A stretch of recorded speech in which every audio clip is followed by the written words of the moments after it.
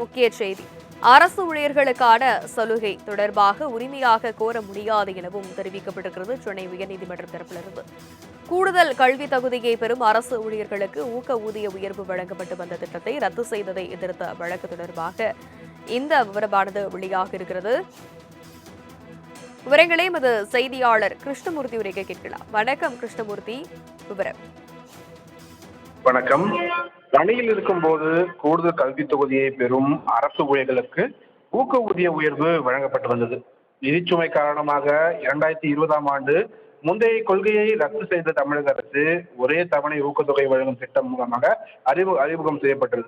இதை எதிர்த்தும் உயர்கல்வி பெற்ற அரசு ஊழியர்களுக்கு ஊக்க ஊதிய உயர்வு வழங்க கோரியும் அரசின் பல்வேறு துறைகளில் பணியாற்றும் ஊழியர்கள் தரப்பில் சென்னை உயர்நீதிமன்றத்தில் வழக்குகள் தாக்கல் செய்யப்பட்டன. இந்த வழக்குகளை விசாரித்த நீதிபதி எஸ்.எம். சுப்பிரமணியம் மற்றும் நீதிபதி ஆர். கலைமதி அடங்கிய அமர்வு உயர்கல்வி தகுதி பெற்ற அரசு ஊழியர்களுக்கு வழங்கப்பட்ட அந்த ஊக்க ஊதிய உயர்வை ரத்து செய்து அரசு எடுத்த கொள்கை முடிவை சட்டவிரோதம் என கூற முடியாது என்று தெரிவித்தது. மேலும் அந்த வழக்குகளை முடித்து வைத்தும் நீதிபதிகள் உத்தரவிட்டிருக்கிறார்கள். மேலும் அவர்கள் கோரிக்கக்கூடிய அந்த தீர்ப்பில் அரசு ஊழியர்களை ஊக்குவிக்க வழங்கப்பட்ட அந்த ஊக்க ஊதிய உயர்வை ரத்து செய்த பின் அதை மீண்டும் வழங்க வேண்டும் என அரசு ஊழியர்கள் உரிமையாக கேட்க முடியாது எனவும் நீதிபதிகள் சுட்டிக்காட்டியிருக்கிறார்கள். விவரங்களுக்கு நன்றி கிருஷ்ணமூர்த்தி.